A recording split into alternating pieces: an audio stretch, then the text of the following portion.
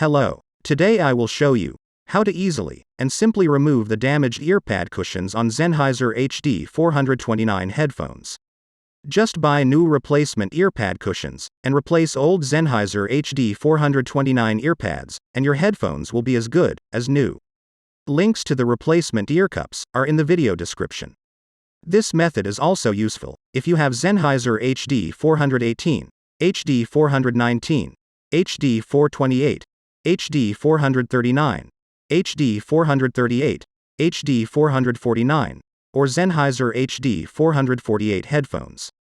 Last time I showed you how to replace a broken 3.5mm jack on these headphones, and how to repair a broken audio cable. The earpad cushions on these headphones are attached with plastic hooks. Removing the earpads is easy. Pull off the earpad by the side. Be careful not to break any of the hooks. As you can see, there are a total of 12 hooks, to which the ear cup was attached. This edge of the ear cup hooks behind the hooks, so the ear cup stays in place without the help of glue.